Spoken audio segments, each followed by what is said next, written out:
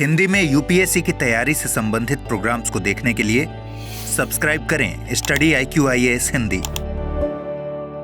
अभी खबरों में हमको साइक्लोन बहुत सुनाई दे रहा है। साइक्लोन क्या होता है इसको समझने की कोशिश करेंगे। इसी के साथ में अभी अरेबियन सी में एक साइक्लोन उत्पन्न हुआ है या एक साइक्लोन बना है। ये साइक्लोन कैसे बनते हैं, क्या होते हैं, इनके प्रभाव क्या होते हैं, और अभी जो साइक्लोन बना है ये इसका इंडिया में क्या इम्पैक्ट पड़ेगा, इनका नामकरण कैसे होता है, ये सारी बातों को समझने की कोशिश करेंगे।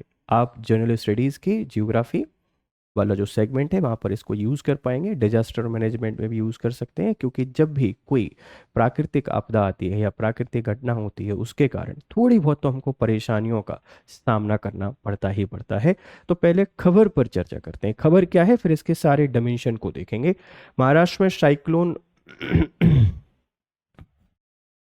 महाराष्ट्र में साइक्लोन शक्ति का अलर्ट, जो साइक्लोन शक्ति है इसका अलर्ट बताया गया है 65 किलोमीटर की रफ्तार से, 65 किलोमीटर की जो स्पीड है इससे हवा चलेगी। और तो ये जो साइक्लोन है इसका इम्पैक्ट हमको देखने को मिलेगा महाराष्ट्र और गुजरात वाले रीजन में। आंध्र प्रदेश और जो हमारा उड़ीसा है यहाँ भी जो प्रेशर है, प्रेशर बेल्ट के कारण या प्रेशर में होने वाले परिवर्तन के कारण यहाँ हमको आंध्र प्रदेश और उड़ीसा में भी बारिश देखने को मिल रही है, जिसके कारण लैंडस्लाइड और फ्लड के चांसेस हमारे बढ़ सकते हैं। तो एक तरीके से ये वेदर अलर्ट है या मानसून अलर्ट आप इसको कह सकते हैं कि मानसून गया है, जा रहा है, अब इसके जाते समय कहाँ कहाँ पर क्या गतिविधि हमको देखने को मिलती है, इन सब को समझने की कोशिश कर रहे हैं आज हम इस लेक्चर के थ्रू। तो सबसे पहला सवाल तो आपके मन में ये चलेगा कि साइक्लोन जो है, साइक्लोन की उत्पत्ति हुई कहाँ पर है, ये सवाल हमारे मन में चल सकता है। बेटा साइक्लोन जिसको आप लोग चक्रवात कहते हैं, हिंदी में चक्रवात कहलाता है, ये अरब सागर में बना है। ठीक है, अरब सागर में बना है, इस बात को ध्यान रखिएगा। और अरब सागर में भी जो IMD है उसके अकॉर्डिंग जो द्वारिका है, इस द्वारिका से 270 किलोमीटर की दूरी से ये बना है और अब इसने चलना शुरू किया है। तो अरेबियन सी का एक साइक्लोन है, द्वारिका से चलना शुरू किया है और इसकी जो हवा की गति है इनिशियली वो 300 किलोमीटर पर आर के अकॉर्डिंग हमको देखने को मिल रही है। लेकिन भारत जब ये पहुंचेगा, इंडिया पहुंचेगा, तो इसकी जो गति है वो हमको 65 से 75 किलोमीटर के आसपास देखने को मिलेगी। ठीक है, भारत में ये बेसिकली आप देखेंगे तो गुजरात, हालांकि गुजरात में इसका इम्पैक्ट बहुत ज़्यादा पड़ेगा नहीं, क्योंकि गुजरात पहुंचते पहुंचते ये हल्का हो जाएगा। महाराष्ट्र में अलर्ट जारी किया गया है, क्योंकि महाराष्ट्र में ये पहुंच के थोड़ा सा नुकसान पहुंचा सकता है, बहुत तेज बारिश और फ्लड के चांसेस हमको देखने को मिल सकते हैं। तो इसकी उत्पत्ति कहाँ पे हुई है? उत्पत्ति हुई है अरेबियन सी में, अरब सागर में। आप लोग इंडियन ओशन को जानते हैं, इंडियन ओशन में भारत का जो वेस्टर्न साइड है वहाँ अरेबियन सी है और ईस्टर्न साइड हमको बे ऑफ बंगाल देखने को मिलता है। तो इसकी उत्पत्ति कहाँ पर हुई है? अरब सागर में। अरब सागर में भी कहाँ से? द्वारिका से लगभग 270 किलोमीटर की दूरी पर, मतलब इस साइड हमको देखने को मिल रहा है। ज़्यादा प्रोन इंडिया और पाकिस्तान आप इसको कह सकते हैं। हालांकि इस तरफ चलना शुरू हुआ इंडिया की तरफ, तो चलते चलते इसकी गति कम हो जाएगी, ऐसा कहना है जो मौसम विज्ञान के वैज्ञानिक है, साइंटिस्ट है उनका। लेकिन फिर भी गुजरात और महाराष्ट्र में इसके इम्पैक्ट हमको देखने को मिलेंगे, राइट। अब इसका जो नामकरण है वो नामकरण किसने किया है, आपके मन में ये भी एक सवाल चल रहा होगा। तो चक्रवात है, इसका नामकरण इस बार श्रीलंका के द्वारा किया गया है। आप सबको पता है कि नामकरण का अपना एक तरीका है, एक साइंटिफिक मेथड हमने डेवलप किया हुआ है। बारी बारी से हर एक देश के द्वारा नामकरण किया जाता है। तो इस बार जो बारी थी, इस बार जो नंबर था वह श्रीलंका का था। तो आपसे कोई पूछेगा कि रिसेंटली अरेबियन सी में जो साइक्लोन बना है, इस साइक्लोन का नामकरण किस देश के द्वारा किया गया है? आप बता देंगे श्रीलंका के द्वारा। कहाँ पर बना है? अरब सागर में। अब हमारे माइंड में एक सवाल चल सकता है, देखिए खबर है IMD, इंडिया मेट्रोलॉजिकल डिपार्टमेंट की, deep depression intensified into a cyclonic storm Shakti over north east Arabian sea, उत्तर पूर्वी जो अरेबियन सी यहाँ पर lay near latitude 21.7 degree north and longitude 66.8 eastern, about 250 kilometre south west to Dwarka to move west southwards and intensify further into a severe cyclonic storm in next 24 hours। ये कहना चाह रहे हैं कि 21 डिग्री उत्तरी अक्षांश से और 66 डिग्री 8 ईस्टर्न जो देशांतर है इनके बीच में लगभग 250 किलोमीटर के आसपास बता रहे हैं द्वारका गुजरात से। और यह फिर साउथ वेस्ट की तरफ मूव करना शुरू करेगा, साउथ और साउथ वेस्ट की तरफ जाना शुरू करेगा। तो इसका इम्पैक्ट हमको देखने को मिल सकता है वही, मतलब द्वारका से इसकी मतलब यहाँ पर एक लो प्रेशर जोन बना और इस लो प्रेशर जोन के कारण ये साइक्लोनिक सिचुएशन बनी। और इस साइक्लोनिक सिचुएशन के कारण रेनफॉल और ये सब कुछ हमको देखने को मिल सकते हैं। अब आपके माइंड में चल रहा होगा सर साइक्लोन होते क्या हैं?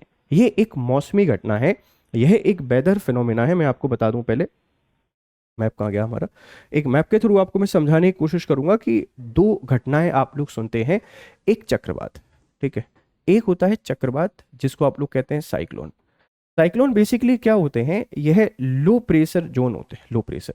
जब केंद्र में लो प्रेशर बनता है तो बाहर से जो हाई प्रेशर वाली हवाएं हैं, हाई प्रेशर वाली हवाएं वो इसको फुल करने के लिए आती हैं, इस स्पेस को फुल करने के लिए आती हैं।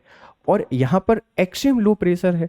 लो प्रेशर क्यों है? क्योंकि यहाँ पर हाई टेम्परेचर है।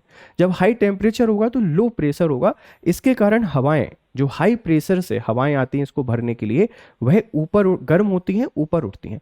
और ऊपर उठ के जब जाती हैं तो अपने साथ मॉइस्चर लेके जाती हैं। क्या लेके जाती हैं? मॉइस्चर लेके जाती हैं। और एक पर्टिकुलर हाइट पे जाके कंडेंस्ड होती हैं, संघनित होती हैं। और इस संघनन के कारण वर्षा होती है। ध्यान रखिएगा, ये ट्रॉपिकल साइक्लोन की हम लोग बात कर रहे हैं, उष्णकटिबंधीय चक्रवात की बात कर रहे हैं। जो भी कर्क रेखा और इसके आसपास, कर्क रेखा से लेकर मकर रेखा के बीच में जितने भी साइक्लोन आते हैं सारे के सारे ट्रॉपिकल साइक्लोन हैं। तो इसमें क्या दशाएं होती हैं कि जो केंद्र है वह लो प्रेशर का होगा, बाहर हाई प्रेशर होगा। हवा या पवनों की एक फिनोमेना होता है कि हाई प्रेशर से लो प्रेशर की तरफ जाती हैं। ये सारी पवनें इसको फिल करने के लिए आती हैं। यहाँ पे बहुत अधिक तापमान है, गर्म होंगी, गर्म होकर ऊपर उठेंगी। ऊपर उठती हैं तो अपने साथ मॉइस्चर और नमी लेके जाती हैं। एक पर्टिकुलर हाइट के बाद ये कंडेंस्ड होती हैं, संघनित होती हैं और उसके बाद बारिश करा देती हैं। तो ये एक्चुअल में फिनोमेना है किसका? साइक्लोन का। ध्यान रखना। अब इसकी कंडीशंस क्या देखने को मिलेंगी? तो आप लोग कह सकते हैं कि लो प्रेशर सेंटर पे और लो प्रेशर के साथ में हाई टेम्परेचर देखने को मिलेगा। जो आउटसाइड है, बाहर हमको हाई प्रेशर, अगर हाई प्रेशर है तो जो टेम्परेचर है कैसा रहेगा? लो रहेगा। अब जो विंड है ये क्या करती हैं? ये हाई प्रेशर से लो प्रेशर की तरफ आती हैं, यहाँ आके हल्की होती हैं, ऊपर उठती हैं और बारिश कराती हैं। तो जब भी आपके पास साइक्लोन आएंगे बारिश आपको देखने को मिलेगी। साइक्लोन के समय हमको बिजली चमक देखने को मिलेगी। मौसम जो है ये खराब हमको देखने को मिलेगा। इसी के जस्ट बाद होने वाली जो घटना है आप उसको एंटी साइक्लोन कह देते हैं, जिसको आप लोग प्रति चक्रवात कहते हैं, प्रति चक्रवात। और जब भी हम प्रति चक्रवात की बात करते हैं तो प्रति चक्रवात में क्या होता है? अपोजिट कहानी होती है। अपोजिट कहानी का मतलब क्या है कि जो सेंटर है ये सेंटर में हाई प्रेशर रहेगा, हाई प्रेशर, और आउटसाइड आपको लो प्रेशर देखने को मिलेगा, आउटसाइड आपको लो प्रेशर देखने को मिलेगा। और इसके कारण ये हवाएं क्या होती हैं? हवाएं बाहर की तरफ जाती हैं, हवाएं फैलती हैं, इनका प्रसार होता है। तो एक जगह इकट्ठी नहीं हो पाती हैं और एक जगह इकट्ठी नहीं होकर हल्की होकर ऊपर की ओर नहीं जा पाती हैं, तो बारिश नहीं कराती। एंटी साइक्लोन जब भी आएगा मौसम साफ होगा, क्लीन वेदर हमको देखने को मिलेगा। इसकी जो विशेषताएं होती हैं, क्या होता है? मौसम साफ देखने को मिलेगा, साफ, ठीक है, और स्वच्छ हवा हमको देखने को मिलेगी, अच्छी हवा चलेगी। और यहाँ पे आप लोग बता सकते हैं कि जो सेंटर होता है, इस सेंटर में हाई प्रेशर होता है, बाहर लो प्रेशर होता है। ये विंड क्या करती हैं? सेंटर से आउटसाइड की ओर चलती हैं, इसके कारण बहुत ज़्यादा लो प्रेशर क्रिएट ना होकर और ये मौसम को साफ बनाने में मदद करती हैं। ये दोनों के दोनों आपके पास एक वेदर फिनोमेना है, ये मौसमी घटनाएं हैं।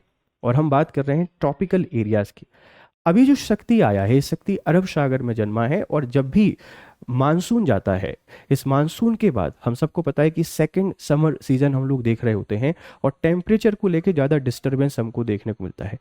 इसी के कारण ये साइक्लोनिक एक्टिविटी होती है। अच्छा, एक बात और ध्यान रखना, अरब सागर और बे ऑफ बंगाल की कंपैरिजन करें तो बे ऑफ बंगाल में टेम्परेचर को लेकर जो डाइवर्सिटी है वो ज़्यादा है, इसीलिए ट्रॉपिकल साइक्लोन के लिए मोस्ट प्रोन है बे ऑफ बंगाल। अभी तो अरब सागर में आया है तो वेस्टर्न स्टेट पे इसका इम्पैक्ट पड़ रहा है। वेस्टर्न स्टेट पे मतलब क्या है कि अभी जो है वो हमको यहाँ देखने को मिल रहा है। देखिए, इस वाले रीजन में इसका ओरिजिन हुआ है, यहाँ से ओरिजिन हुआ है। तो ये जो इम्पैक्ट डालेगा वो गुजरात पे डालेगा और महाराष्ट्र पे डालेगा। तो जो IMD वो कह रही है कि गुजरात पहुंचते पहुंचते तो कम हो जाएगा, लेकिन इसका जो इम्पैक्ट है वो महाराष्ट्र में हमको ज़्यादा देखने को मिलेगा। अब यहाँ जब साइक्लोनिक सिचुएशन क्रिएट हुई है तो सेम टाइम पर इसी समय उड़ीसा और जो हमारा आंध्र प्रदेश है, यहाँ भी प्रेशर जो है, इस प्रेशर डिस्टरबेंस के कारण, दबाव में होने वाले परिवर्तन के कारण हमको यहाँ रेनफॉल देखने को मिल रहा है। तो दो बातें आपको समझ में आ गई हैं कि जो साइक्लोन शक्ति है अरेबियन सी में ओरिजिनेट हुआ है, इसका नाम किसने किया है, श्रीलंका ने इसका नामकरण किया है, और इसकी जो गति है वो गति आपको देखने को मिल रही है साउथ से साउथ वेस्ट की तरफ आएगा। मतलब ये इस तरफ की ओर चलना शुरू करेगा यहाँ से, तो महाराष्ट्र में इसका इम्पैक्ट हमको देखने को मिल सकता है, राइट। तो साइक्लोन क्या होता है, एंटी साइक्लोन क्या होता है, साइक्लोन शक्ति कहाँ आ रहा है, ये सब कुछ हमने आपको समझाने की कोशिश की है और मुझे पूरी उम्मीद है कि आपको समझ में आया होगा। चलिए अब जरा कुछ फैक्चुअल डेटा को समझने की कोशिश करते हैं जो हम आपको पढ़ा रहे थे, ठीक है। यहाँ से इसकी शुरुआत हुई है, देखो ये 3 से 7 अक्टूबर के बाद हमको देखने को मिलेगा। अरब सागर में जन्मा है और मानसून के बाद पहला चक्रवाती तूफान है। नामकरण किसने दिया है, श्रीलंका ने इसका नामकरण दिया है शक्ति, क्योंकि ये बहुत विशाल एक पावर के साथ चल रहा है। प्रभाव क्षेत्र महाराष्ट्र, मुंबई, ठाणे, पालघर, रायगढ़, रतनगिरी, सिंधुदुर्ग। हवा की रफ्तार 45 से 55 किलोमीटर के आसपास हो सकती है। संभावित वृद्धि 65 किलोमीटर प्रति घंटा, और लगभग 5 अक्टूबर तक ये हमको देखने को मिलेगा। लगभग 3 से चल रहा है तो मैक्सिमम 7 अक्टूबर तक। तो अभी वेदर में हमको डिस्टरबेंस देखने को मिलेंगे। कहाँ पर आया है, नामकरण किसने दिया है, किसको प्रभावित करेगा, आप समझ गए होंगे। संभावित घटनाएं क्या है कि बंगाल की खाड़ी में गहरे दबाव, डीप डिप्रेशन का क्षेत्र, आंध्र प्रदेश व उड़ीसा में भारी बारिश व बाढ़ आ सकती है। अब जो हमारा बे ऑफ बंगाल है, इस बे ऑफ बंगाल में प्रेशर को लेके चेंजेस हमको देखने को मिल रहा है। तो इसके कारण जो आंध्र प्रदेश है और उड़ीसा, यहाँ भी हमको क्या देखने को मिलेगा, बारिश देखने को मिलेगी। यहाँ भी हमको बारिश की संभावनाएं ज़्यादा देखने को मिल रही हैं। हताहत आंध्र प्रदेश में 4 मौतें बारिश संबंधित घटनाओं से, और उड़ीसा गजपति जिला में भूस्खलन से 2 मौतें। मतलब ओरिजिन हुआ है इसका अरेबियन सी में, बट जो प्रेशर डिस्टरबेंस है उसके कारण आंध्र प्रदेश और उड़ीसा में भी हमको बारिश देखने को मिल रही है। साइक्लोन की मूल बातें क्या है, साइक्लोन निम्न दाब वाले क्षेत्र होते हैं। अरब सागर और बंगाल की खाड़ी भारत में साइक्लोन के मुख्य स्रोत हैं। बंगाल की खाड़ी में लगभग 4 गुना अधिक चक्रवात आते हैं अरब सागर की तुलना में, और मानसून के बाद का चक्रवात सामान्यतः अक्टूबर और नवंबर में आता है। टेम्परेचर में होने वाले वेरिएशन के कारण जलीय क्षेत्रों का पानी में अलग अलग विविधता पाई जाती है, तो low pressure high pressure belt बन जाते हैं और इसी के कारण हमको साइक्लोन देखने को मिलते हैं। बंगाल की खाड़ी में ज़्यादा चक्रवात आते हैं एज कंपेरिजन टू आपके अरेबियन सी, याद रखिएगा। ये हमने आपको बता दिया है चक्रवात क्या होते हैं, प्रति चक्रवात क्या होते हैं। साइक्लोन में देखो ऐसी लो प्रेशर, ये कन्वर्जिंग एयर हो रही है, ऊपर उठ रही है, ऊपर उठ के कंडेंस होती है, कंडेंस होकर बारिश करा देती है। एंटी साइक्लोन में हाई प्रेशर है, डाइवर्जिंग एयर, ये बाहर की तरफ भाग रही है। अगर हवा का विस्तारण हो रहा है तो फिर कैसे एक जगह इकट्ठा होकर ऊपर उठेगी और बारिश हमको देखने को नहीं मिलेगी, ठीक है, याद रखिएगा। ये एक और डायग्राम है, ये हाई प्रेशर, ये low pressure, cyclone, anti cyclone, मैंने आपको समझाने की कोशिश की है, ठीक है। साइक्लोन शक्ति वायुमंडल में, साइक्लोन क्या होते हैं, वायुमंडल में निम्न दाब वाले क्षेत्र होते हैं, चारों ओर वायु का चक्रीय घुमावदार संचालन होता है। इसकी गति उत्तरी गोलार्ध में कैसे होते हैं सर, ये वामावर्त एंटी साइक्लोन, नदर्न हेमिस्फीयर में ये वामावर्त आपको घूमते हुए दिखाई देंगे, और दक्षिणी गोलार्ध में इनकी गति आपको क्लॉकवाइज होती है, दक्षिणावर्त होती है। आपसे कोई पूछ सकता है कि जैसे नदर्न हेमिस्फीयर में हमारी घड़ी चलती है इस तरीके से, ये घड़ी की दिशा, ऐसा आपको पानी देखने को मिलेगा नदर्न हेमिस्फीयर में, ये क्लॉकवाइज है। दक्षिणी हेमिस्फीयर की बात करेंगे, ये एंटी क्लॉकवाइज रहेगा, है ना, ये आपको एंटी क्लॉकवाइज देखने को मिल रहा है, ऐसा चलेगा। तो गति आपसे कोई पूछ सकते हैं क्लॉकवाइज, जैसे घड़ी आपकी घूमती है उसकी दिशा में, एंटी क्लॉकवाइज घड़ी की विपरीत दिशा में, कहाँ पर, नदर्न हेमिस्फीयर और सदर्न हेमिस्फीयर, इस बात को ध्यान रखना। साइक्लोन के प्रकार, साइक्लोन बेसिकली 2 प्रकार के होते हैं। एक उष्ण कटिबंधीय चक्रवात ट्रॉपिकल साइक्लोन 5 से लेकर 30 डिग्री अक्षांशों के बीच महासागर में बनते हैं। गर्म समुद्री सतह लगभग 26 डिग्री सेल्सियस से ऊर्जा लेते हैं और भारत के लिए काफ़ी महत्वपूर्ण है क्योंकि बारिश और ढेर सारी चीज़ें इनसे यहाँ होती हैं। समशीतोष्ण चक्रवात टेम्परेट और एक्स्ट्रा ट्रॉपिकल साइक्लोन में होते हैं। मध्य अक्षांश 30 से लेकर 60 डिग्री में बनते हैं और जेट स्ट्रीम से इनका गहरा संबंध रहता है। जेट स्ट्रीम के कारण मौसम में डिस्टर्बेंस होता है, तो फिर इस रीजन में भी हमको साइक्लोन देखने को मिल जाते हैं।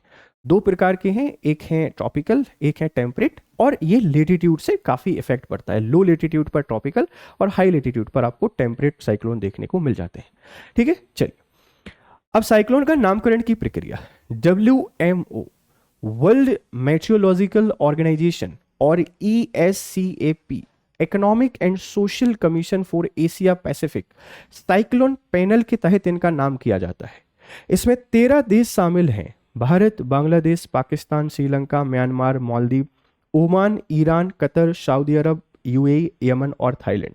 नामकरण का क्रम देशों द्वारा दिए गए नाम की सूची से होता है। इस बार का नाम शक्ति श्रीलंका की ओर से दिया गया है, जो श्रीलंका है उसने इसका नाम दिया है, ध्यान रखना। हाल के कुछ उदाहरणों की बात करते हैं तो शक्ति जो है अरेबियन सी में श्रीलंका ने नाम दिया है, मोचा यमन ने नाम दिया था 2023 में, म्यांमार पर इसका असर हुआ था।